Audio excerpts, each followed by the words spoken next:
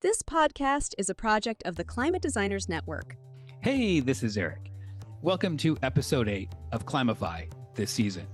Thanks for continuing to tune in. The team here spends a lot of time on the show, all in hopes that more people listen, are inspired, and take climate action in the design classroom or studio.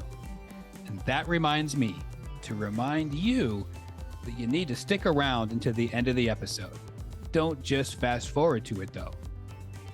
At the end, we have a design assignment that each of our guests provide for you.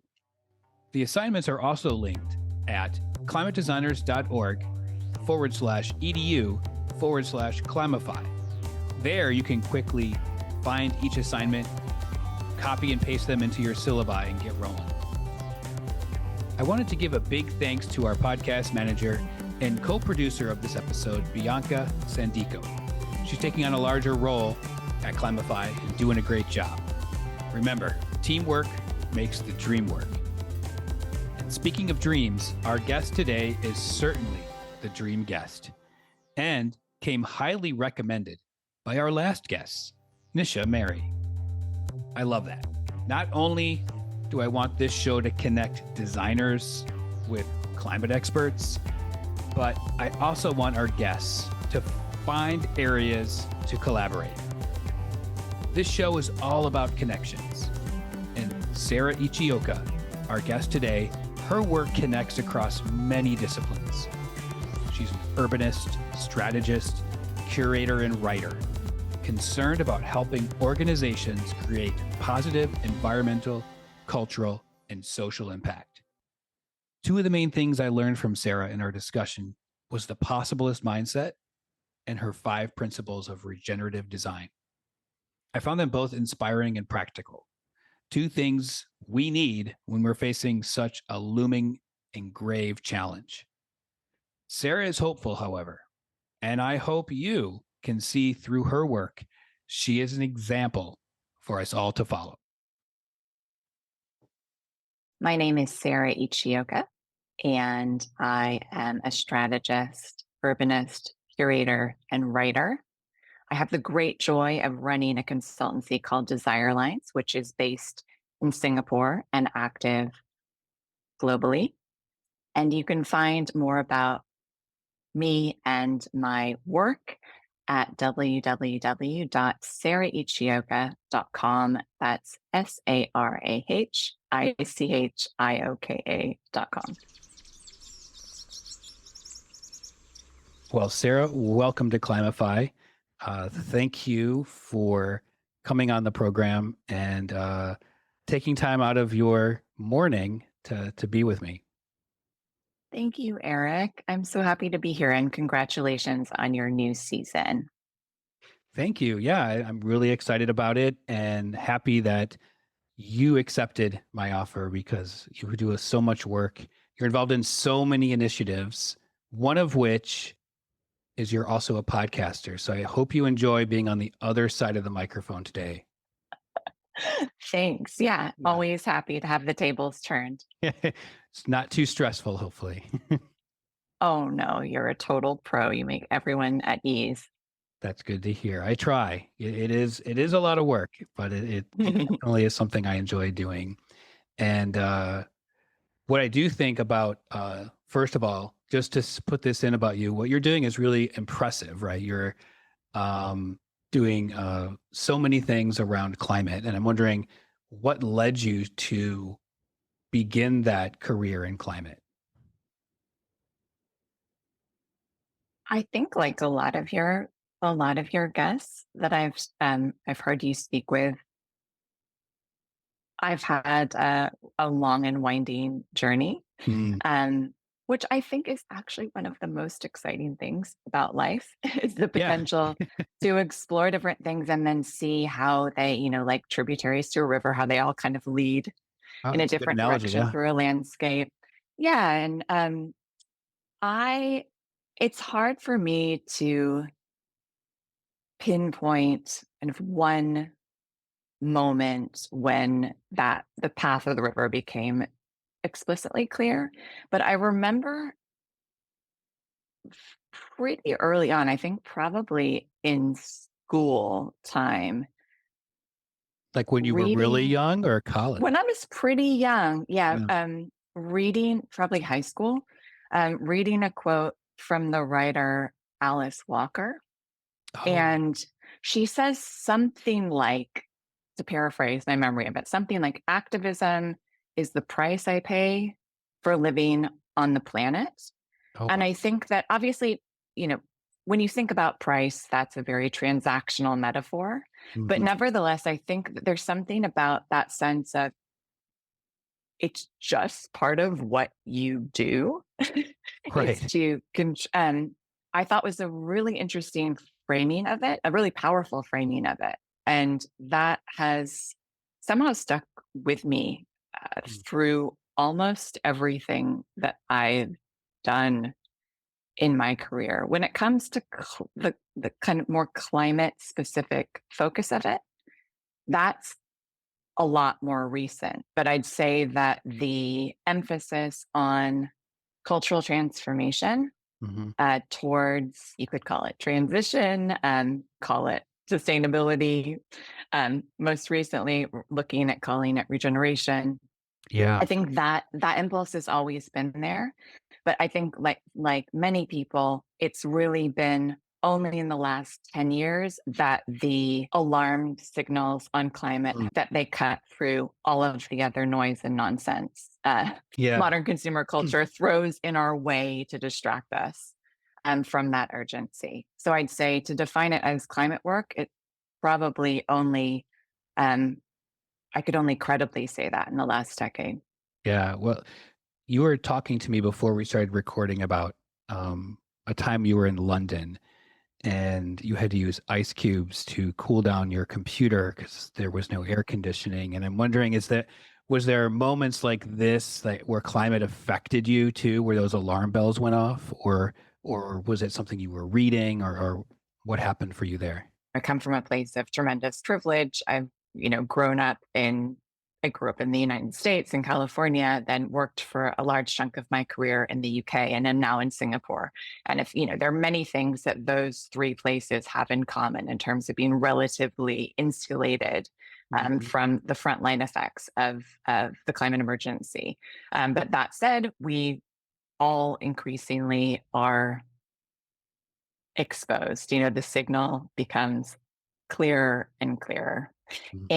And I certainly can see that in the region that I grew up in California, where, you know, my parents have had friends displaced Yeah. through fires. And similarly here, you can, in previous years, we have had very strong air pollution from the kind of free cutting and burning of forest in our region Hmm. to support industries that completely benefit Singapore. So the feedback loops, I think, are becoming much clearer and the signal becomes much stronger that we can sense it in a much more embodied way.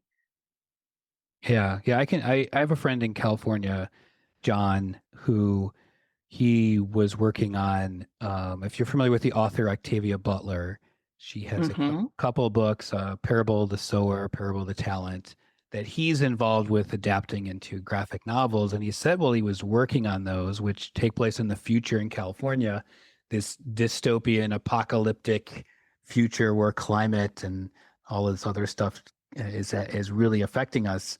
He was personally affected in that he was seeing, the fires near Riverside where he's from, the flooding, and it was like he was living through Octavia Butler's book, which takes place, in the future, and it hit him really hard, and he had to stop and take breaks a lot from working on this project because here's this dystopian future, and it's there right now. Absolutely. I think this is such an important point because I know that, part of the work of Climify is thinking about climate narratives, right? And Yeah. uh, there are there are amazing artists who have that advanced sensing power, Yeah. the Octavia Butlers of the world, Right. who could decades in advance kind of foresee um, how things might play out. But I think for many of us who maybe are not as gifted with our future antennae, that really, and even I think so many of us are not as deeply empathetic as we could be in terms Right. of understanding these, frontline communities who have been facing these risks of the climate emergency's destabilization for decades. Hmm. So, someone like me coming from a position of kind of insulated privilege, I can say, as I did to you, earlier in our conversation, oh, I think my work's focused on climate more in the last decade, Yeah. and I would attribute that a human challenge of being able to truly feel embodied empathy Mm. for situations that are outside our realm of lived Yeah. experience.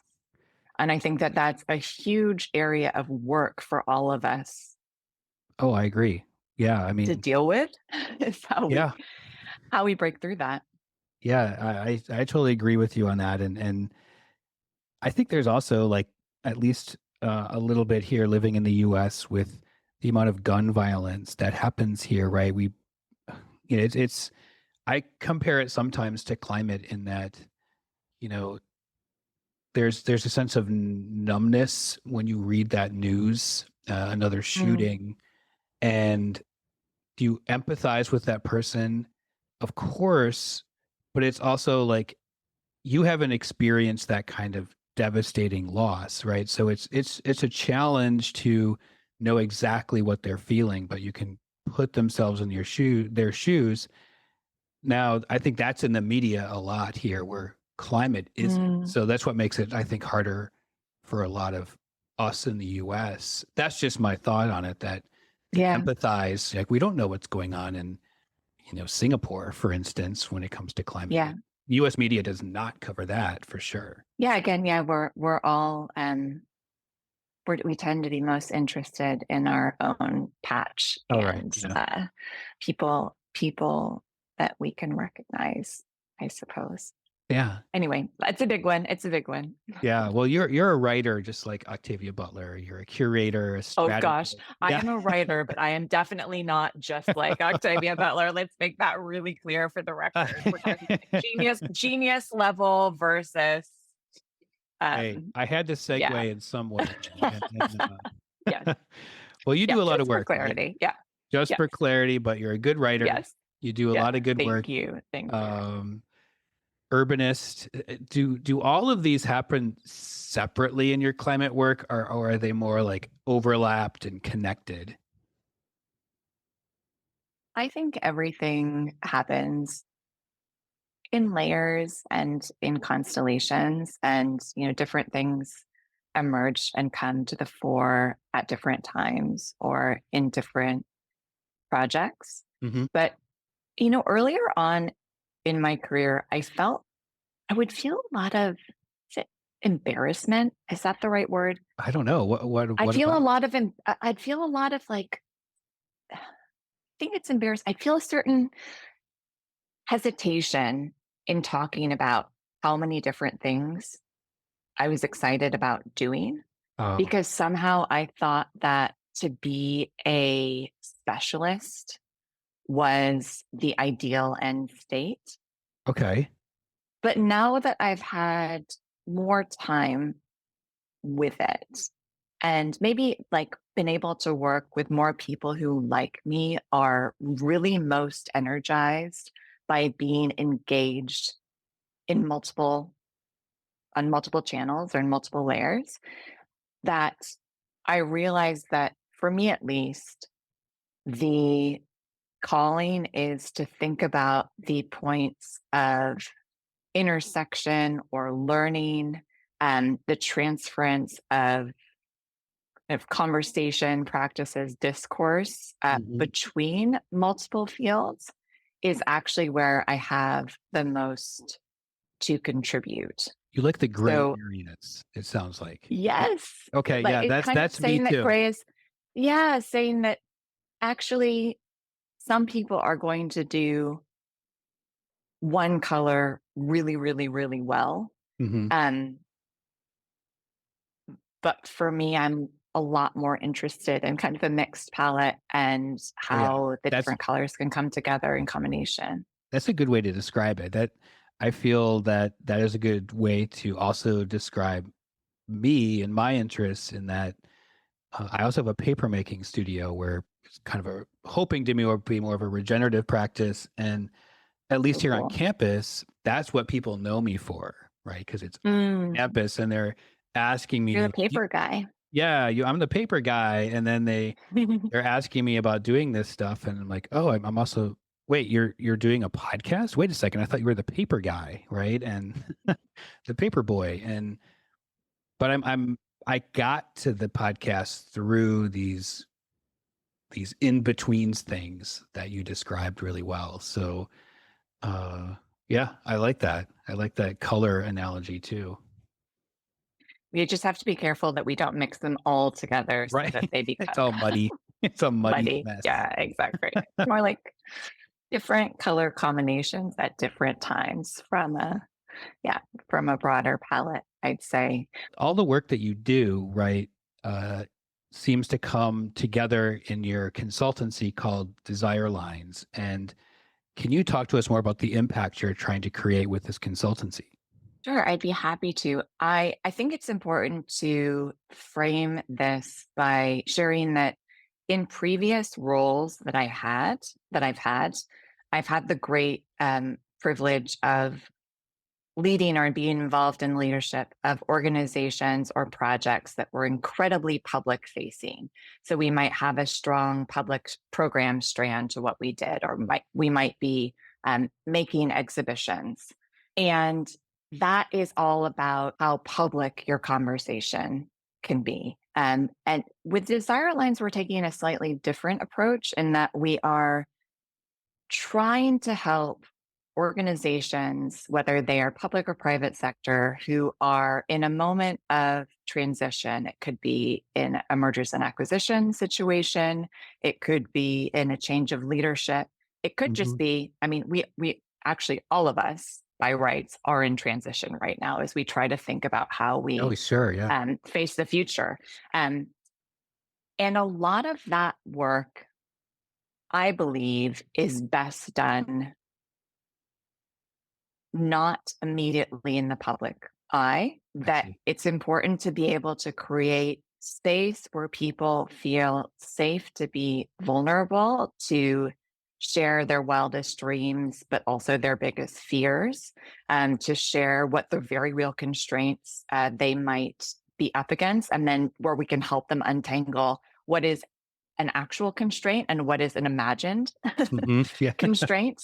Um, but so I think that's an important frame for what we do at Desire Lines, in comparison with some of the other more public work I do through um, building exhibitions or writing or being involved in other organizations' public programming, which I all cherish. But I wondered if you do you know the term desire lines from landscape design and urban design?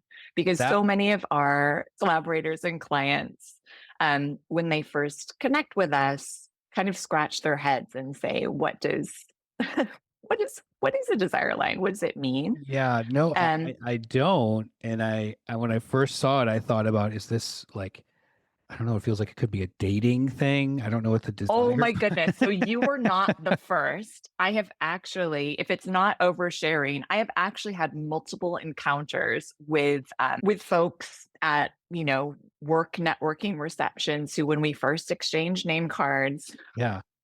have a very different impression of what it is that we do. And it's Uh-oh. hilarious because this is an example of how our bubbles can blind us to the Mhm. possible Yeah, interpretations I could because see that happening. I'm trained as an urban designer, and it's a really within urban design, landscape architecture. It's a pretty well known term, which is a desire line or a desire path is a path that is created on the ground through the footsteps of pedestrians who, when they choose Oh, shortcuts I that see. planners or designers might not have thought they would take. Oh, yeah. Yeah. Okay. So there's a book out by the design organization IDEO, and I think it's called like Thoughtless Acts or something like that. Mm. And it's looking at how exactly what you just described, how people are actually using objects in space. Got it. Okay. That's actually a really cool term then. Yeah, and I think if you can take that both literally. I mean, I do have a design background, but I think also understanding it as a metaphor, particularly from the perspective of organizations, whether they're government agencies or private sector businesses or NGOs who are trying to understand their position in relation to others, Yeah. um, that to understand actually that you can have these formal intentions of how things are going to work and how you're going to do things. But you also need to appreciate that other people are going to have their intentions, their Mhm. desires, the routes that they want to take. And so investing the time to understand your organization, your program, or yourself as an individual in relation to all of those other inhabitants of the city or users of a particular service, Yeah. um, etc. So I, I like it as, despite the potential for naughty misinterpretation. Yeah. um, uh, I think my team and I appreciate it as a sort of metaphor in thinking about how we work together with our partners to think about their transformation journeys. Oh, got it. Got it. You wrote once in an article that I read online about the possibilist mindset. Is that something that comes up in your consultant's work? Is it because the way that you're talking about transformation, I'm wondering if that's the possibilist mindset. Yes. So I absolutely love this term. It's a term that my co-author of my book, Flourish, Michael Pollan, who's an amazing biomimicry expert and architect based in London, he and I borrowed it from a public health expert called Hans Rosling. Oh, And we've kind of borrowed it from him and then taken it in our own direction, as happens with terms in culture as they travel. But essentially, the idea of a possibilist mindset is moving beyond our standard binaries of being an optimist or a pessimist. okay. So if you read yet another news story about gun violence, or you read yet another news story about climate breakdown in a different part of the world, um, or your own backyard. Um, Right. do you think the pessimist is, oh my gosh, this is all going to hell in a handbasket. Hmm.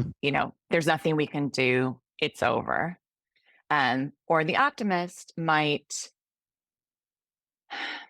say, don't worry, Elon Musk and his buddies are going to come up with some amazing tech fix, and AI is going to sort this out. And if we just hang in there, it's going to be great. Um, and I think what a possibilist mindset instead tries to do is to take a closer look at the actual realities of the situation, determine our position in relation to them. So, how do we want this situation to resolve itself? Yeah. And then understand our own position in relation to both the realities on the ground and our desired outcome. So, the constellation of those three things.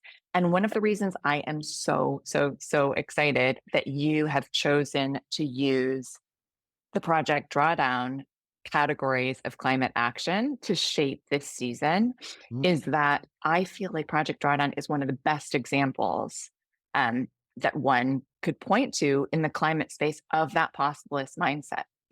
They'll be glad to hear that. I hope so. We do give them a shout out in our book, Flourish. Oh, good. Um, but I think that it's, you know, it doesn't deny the severity of the challenge that we face, but it sets a very clear path. We want to get to the point of drawdown. And they assemble this amazing brain trust of Mm-hmm. experts from multiple disciplines to think about how each of us in our different categories of work or community, or all the different ways that we are human, right, not just our professional context, can best contribute towards this shared goal. So it's not a just leave it to the experts. It's not a this is, it's the end of earth. So yes, so what we try to do is to contribute to both parts of that. I'd say the envisaging what's actually possible. So I could share one example of that. So some of the work that we do is pro bono, Mm-hmm. where we work with nonprofits or other kind of community interest organizations to use our advisory skills to support them much in the same way that we would with our private sector clients, but at a either highly subsidized or pro bono rate. And so one such project was fairly early on in the company's history, kind of 2018, 2019. That's, a pivotal time in terms of climate with IPCC 1.5 degrees report. Really, Right. really, really, what we talked about, that the signal becoming so clear. And it was a time when there was large scale global mobilization by organizations like 350.org. Mm-hmm. In the context of Singapore, they sort of street level mobilizations that you would see on the streets of a London or a Sydney or at the time Hong Kong, um, due to our political context here, that's just not possible. Yeah. So what we did instead was work with the support of 350.org to think about reorientating that impulse, like really wanting to be part of that global movement, to create a public art competition for young Singaporean residents between 12 and 25 years old, where we called them to creatively envision society's swift and just transition to a clean and green economy and away from fossil fuels. Oh, And this was a way of, I suppose, bringing other people into the conversation, which you could term activist, I who would say might so. not normally. I would say so. I feel like you're an activist within the system, right?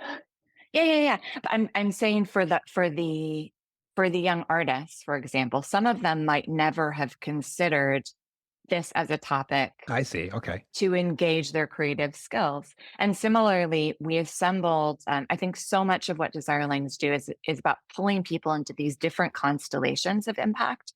So the group of people who we assembled to be the judges for the competition, equally, some of them might see themselves as active in the climate space, but others might see themselves as like active in contemporary arts or active in Yeah. design.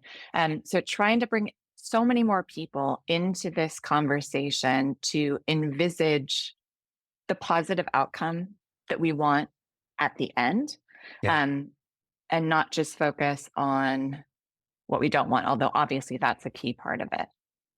Well, it does sound like with that particular example, and maybe the others too, you're doing what Drawdown Labs is advocating, in that every job is a climate job, right? Even without the title or not, right? Whatever you're doing, you're connected to this somehow.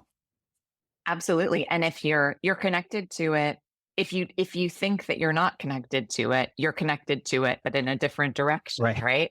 I think Yeah. that framing's so positive. Yeah, every job's a climate job. Yeah. From a possibilist perspective, what are you going to make of that prospect? I mean, to share one other Desire Lines project that I can talk about publicly. Yeah. we were competitively appointed last year to put together the sustainability transformation strategy for the Singapore Furniture Industry Council. And they're one of a number of trade associations who are active here. And this was a great example of the power of a group of businesses from very, very different backgrounds, realizing that they had the power to come together to think about the direction that they want their industry to move in alignment with that. There's something here called the Singapore Green Plan for 2030, that's trying to line up all of Singapore's different sectors towards building a low carbon future.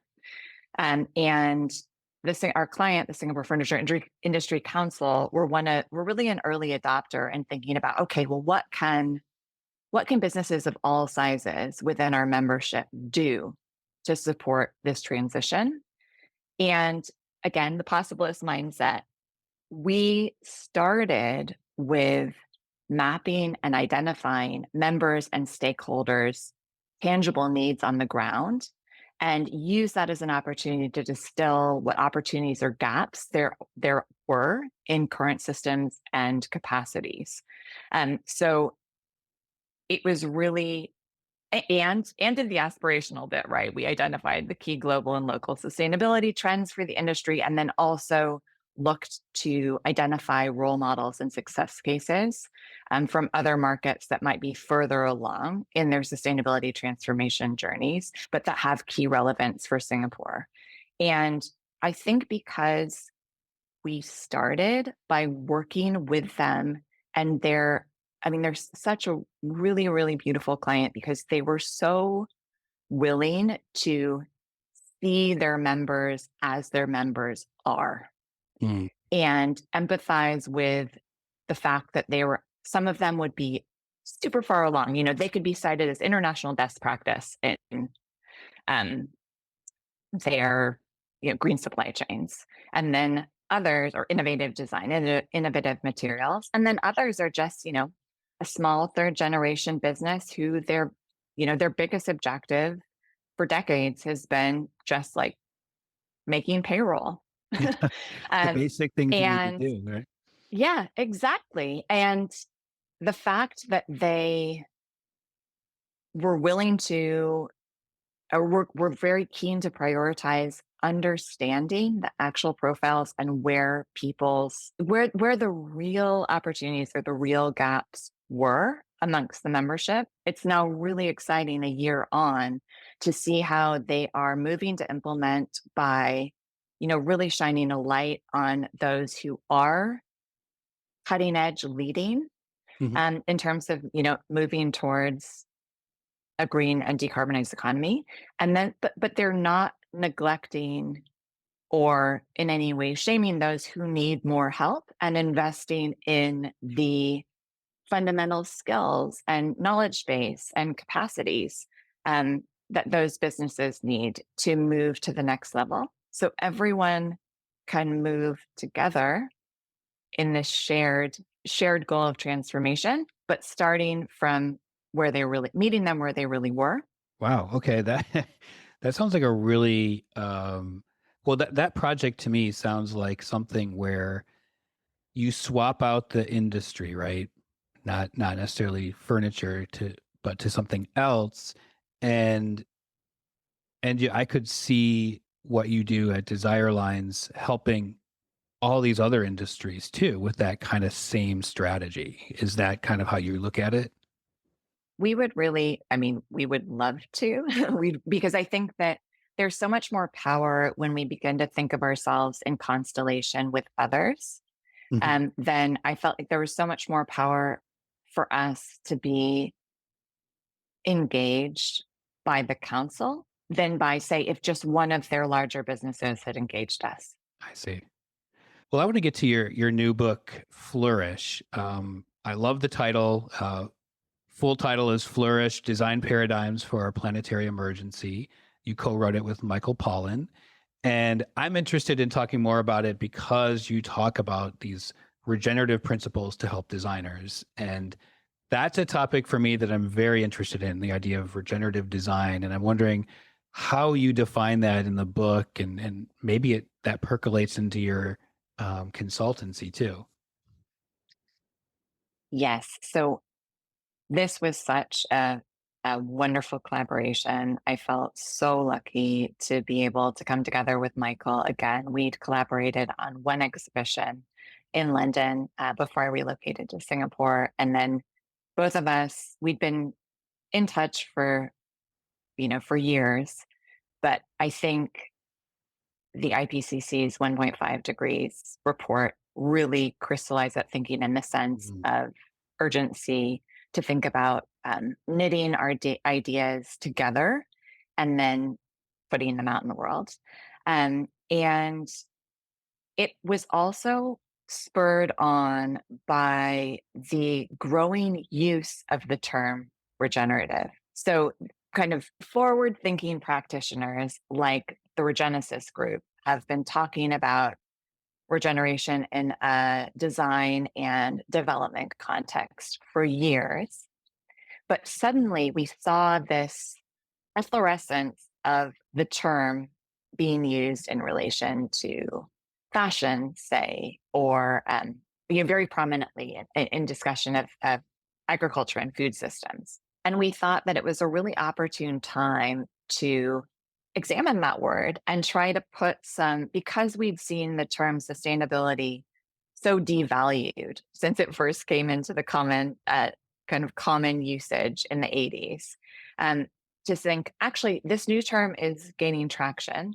Is this a key opportunity to examine the mindsets that shape everything that we do and redefine where we want to go based on this fundamental mindset shift, as opposed to a move towards making slightly better codes for things, or, Got it's it. like slightly adjusting regulations. And so that's why we have paradigms in the title that Michael and I have assembled what we see as 5 key paradigms or mindsets that to us embody regeneration. We know they're not exclusive. We know that others will have paradigms or principles that they want to contribute to the conversation too, and we really welcome that. But for us, there were these 5 fundamentals, and our overall ambitious definition of regenerative practice is that which supports the flourishing of all life for all time. Mm. So this is taking a much more bio-inclusive approach, moving beyond just the human-centric design as the ideal goal. So design for all life, and it's taking a much longer view. So for all time, moving beyond the quarterly or annual reporting cycles, let alone the 24-hour news cycle Right. that so many of us are bombarded with, right? That we're distracted by. And we've been really excited. It came out a year ago, and I've just been overwhelmed. Really, like it really exceeded both of our Oh, expectations that's in great. terms of engagement with it and how it connects with other people's conversations and practices. Well, I like the idea of like these 5 principles, and I guess I'm going to have to read the book to find out. But I'll send you a copy. okay, yeah, I get the special treatment, but the rest of Or you if guys, you need to buy the book. Yeah, But we also have an audio version that's recently come out. If for those who is feel it a bit your voice? overwhelmed by Did reading, you read the book?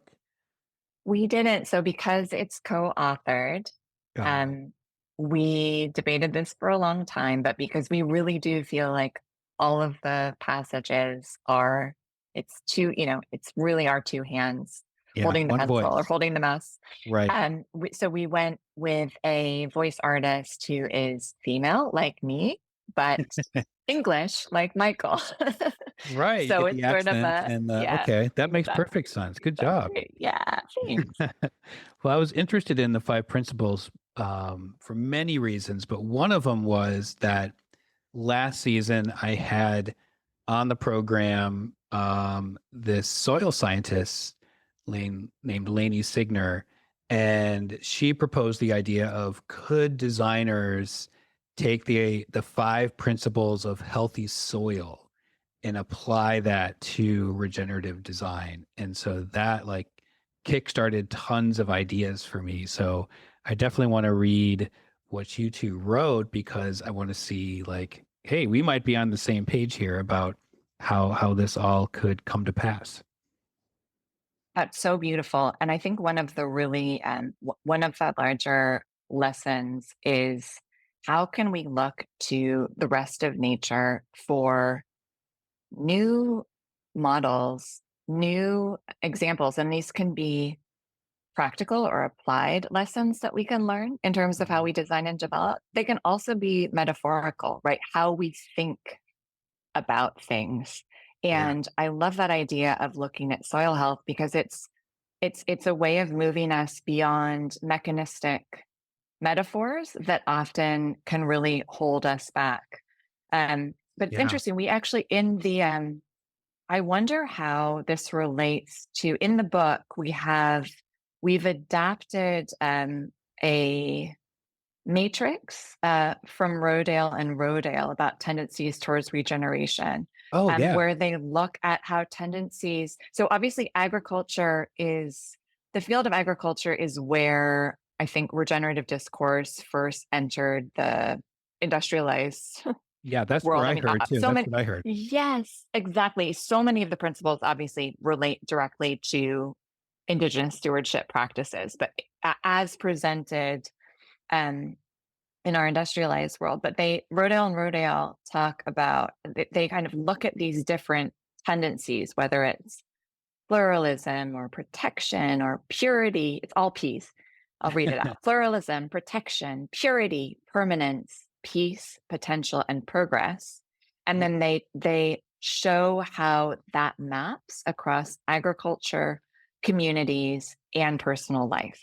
Ooh, I have to look. And I think that looking at how we can find these threads of development running across all scales or running across multiple fields um, of involvement is really, really powerful. So I'm so glad you raised that example of soil health. Yeah. I wonder then, looking to nature is what you just said. And is that what you want whoever reads the book to be one of your main takeaways from reading it? Certainly, I think I would want to see that embedded in an even deeper mindset shift, which Mhm. would be understanding ourselves as nature. So we're not adopting an approach like a biophilic approach, which is great, but like general theories of biophilic design are nature is good for us. We humans love nature, so let's design more nature into everything that we do. But that Right. still maintains the boundary between understanding ourselves as separate from nature. Similarly, um, if interpreted narrowly, you could say that biomimetic design, so design that learns from and copies from nature, you could still, again, if it's interpreted narrowly, see that as the human is separate from nature. Yeah, that's But I how think I see it. yes. So the mindset shift that Michael and I are advocating for is actually designing as nature. So understanding Got it. ourselves, humans, yes, human individuals and human communities as integrated parts of Y- the rest of the web of life. And what does it look like to design when you understand that embeddedness and reciprocity of Yes, the we condition? are mammals too, right? So we should we should Absolutely. yeah. Absolutely. Yeah, I think that is something that when I look at biomimicry, I'm inspired by a lot of the things that come out of that, and maybe it's just my misunderstanding of the full holistic nature of it. But I always feel like the solutions I see don't really do what you just described as you are nature. You're not just mimicking it, right? Because I think that mimic is the key word that I see a lot in biomimicry. And this is where it's so important to not just take terms at face value, but also spend the time understanding what are our common definitions. What do we want this to mean so that we can live into that Yeah. meaning? So something like biomimicry, I mean, the amazing early thought leaders in that space like Janine Benyus or people like my co-author Michael Pollan, who is a truly kind of holistic biomimicry expert. They would always understand it as designing as a part of nature. But Hmm. if the term travels and is cherry picked Right.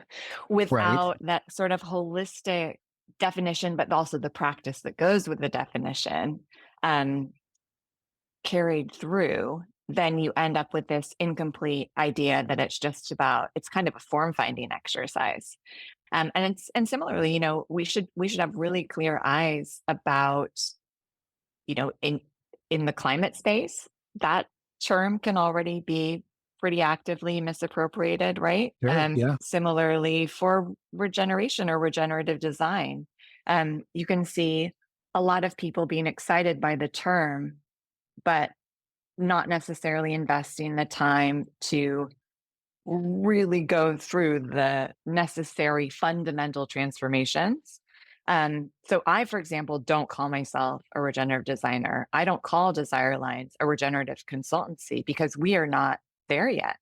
Right. That is the end goal. But That's the goal. just like I really love the research collective gesturing towards decolonial futures. Don't know if you're familiar with their work, but I think similarly, Give so it. far, I'd say the work that I'm doing is gesturing towards regenerative futures, right? You're kind of we are living towards and into this new way of being, but we have to avoid over claiming, I'd say. Yeah, I Um, agree. I agree with yeah. that because I even see that with people who are like us, right? Interested in Mhm. sustainability included as part of our work and life, but we're not. We're not sustainable. We're still working towards that, and Yeah. yeah, even in the design classroom where I am most of the time at work, it is something where uh, I think it's misinterpreted by the students too, where they don't think of it as a mindset all the time. Some do, of course, Mm. but they say, Mm. "Oh, I did this and I collected rainwater, so I have a sustainable project." Well, Yeah. you did one thing really good. Good job. Yeah. But Yeah. there's a whole other thing here. So, well, I wonder too, like you were talking about what you hope to do in terms of getting to that regenerative future for your work. So, what's next in your work? What's next for Desire Lines? And are you writing another book that we need to be aware of? Or what's going on with you? Um, oh, thanks for asking. Thanks for asking. Sure, yeah. I'd say we're developing in several directions. One is that necessarily during the pandemic period, we did our area of impact, I would say, did contract largely to Singapore. And I've really, really, really enjoyed all of those initiatives we've been involved with. But we do have strong ambitions to make sure that Singapore is situated within the context of its broader region. I mean, Southeast Asia is an incredibly dynamic and diverse place, which is also really going to be at the front lines or is already at front lines of impacts from the climate emergency. So, but there are also so many amazing deep cultural traditions across the region that can help to form some of the basis for a reimagining of how things could be, rather than just accepting a kind of industrialized framework helicoptered in and dropped down. So we are very keen to build meaningful relationships and partnerships across Southeast Asia. And one of my colleagues is already investing time in leading that work.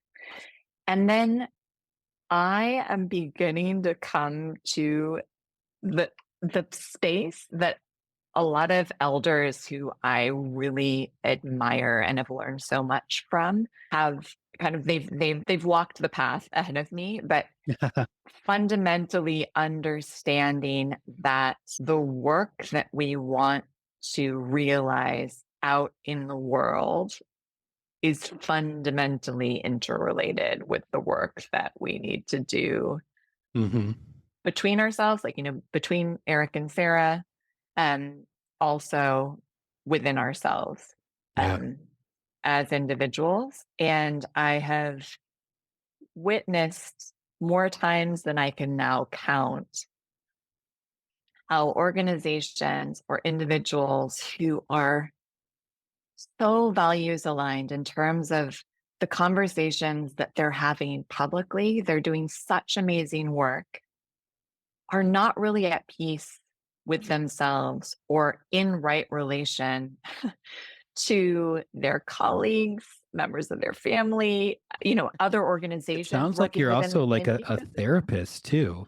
Oh goodness, no, I'm not sure that I feel called to doing that specialist work, but oh my goodness, I have so much respect for I do professionals too. who work I do in that too. space. Yeah. Um, but because we're a small team, we always work in constellation, in collaboration with others. That is definitely an area where we want to forge strong partnerships, because I feel it will Yeah. fundamentally strengthen the organizational or program transformation work that we're called to, by bringing on board collaborators who can help create that space for people to be truly vulnerable, to really get to the crux of what might be holding back that transformation that we all want I think I and need to that go we through your need. program. I Yeah. think Oh, this sounds really you, interesting. maybe you can join us on co-creating it, Eric. I don't think you just Okay. need to go through it passively Sure. yet. Yeah. I mean, we're always working on stuff. So, Yeah. Yeah. Always learning, yeah. right? Always learning, always transforming. Yeah. You have to. And that mindset that you hope to change. I mean, people have to go through that journey on their own, but having that guidance clearly will help. Absolutely. Having the guidance and having the community to do it in, Yeah. and having positive examples of the ways in which others have found, other individuals or communities or organizations have found their way forward to live towards and into the new mindsets is always really powerful. I agree. Yeah. Well, I'm excited for you, and I hope this goes really well and you continue to do great work there. And speaking of work, come to my last question for you, and it's about my work, my job. You are a designer, so you can Mhm. jump into this question with a little bit more ease, right, than maybe some others. But I'm asking you in this question to assume the role of design educator just for a moment, and you have the opportunity to assign students a project or organize a whole class. And considering all your work and experience, what would you do if I asked you to teach my class? Oh my gosh. I have so much, like therapists, I have so much respect for design educators, because it really is it's a huge responsibility. And I have so much respect for my friends and colleagues. I mean, I guess the the easy version would be to say, to try to design in a way that tries to address each of the five regenerative design paradigms that we identify in Flourish. So the first one would be adopting a possibilist position in relation to the situation that you're finding yourself in. Um, the second would be thinking about your role as a designer as a steward of living systems who's fundamentally embedded within. Right. those living systems. So asking the question that Janine Benyus and her consultancy also always ask, what solutions already exist in this place? Then thinking about a longer now. So what is the time frame beyond, what is the 10-year time frame for your project? What is the 50-year time frame for your project? Oh, What wow. is the 100 or 1,000-year time frame for your project? And that doesn't necessarily mean can you perpetuate it for that long, but rather what changes might we see within the broader system that you're designing into that might have grown in response to your design work? Then how can we think about principles of mutualism, collaboration, citizen activism um, in the project? So much of design has traditionally followed a format that's about cultivating competition. But this is about how can your design project benefit others, and how will you will it in turn be strengthened by accepting or inviting the support of others? And then finally, orientating the design brief that you set for yourself towards the ambitious but really fundamentally existential goal of Mhm. planetary health. So much design is, happens within a context of which we tend to think that what's of most value is contributing to economic growth measured quite crudely. But how do we think about, as we're designing in symbiosis with others on a longer time frame as a part of nature, maximizing our individual capacity to expand our agency and make change in the direction we want? How is that all in service of a broader, thriving planet? So it's a really easy design brief, Eric. I'm Yeah, sure I mean, people are going to they're have going to no be, problem with this. they're probably going to be Yes. done in a couple of days. Yeah. Done by the weekend. But yeah. Well, I mean, it's a question worth trying to answer, right? I mean, it definitely is the, what is it, $1 trillion question at this point, right? How do we, Mm, how do we, how do we continue our lives on this planet in a way where we can flourish, right? Well, we're out of time, and I really appreciated this conversation with you. And I'm going to have to read your book sooner than later now after hearing all about it. And wanted to ask you where, again, we could find you online to learn more about your consultancy and all your work. sure. I'd love to hear your thoughts about the book. You can find links to my company, Desire Lines, and also to Michael's and my book, Flourish, as well as my own personal professional social media accounts at my website, which is Sarah Ichioka, all one word.com. So that's SARAHICHIOKA.com. Well, thank you again, Sarah. It was a pleasure spending time with you today. Thank you, Eric. I can't wait to listen to the other episodes in this series. Oh, thank you. Well, stay tuned because they'll be coming out soon. Climify is produced, edited, and engineered by me. A huge special thanks this season to Ellen Keith Shaw and Christine Pilot for their gorgeous work on our new branding. Matul Rashik and Mark O'Brien for their continued design help.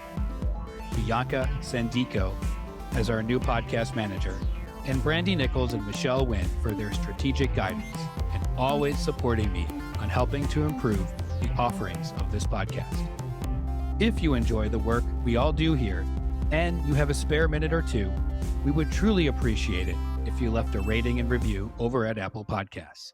The more folks that review our program, the higher the algorithm pushes up Climify in the search results. And in turn, the more likely we all can learn how to become climate designers.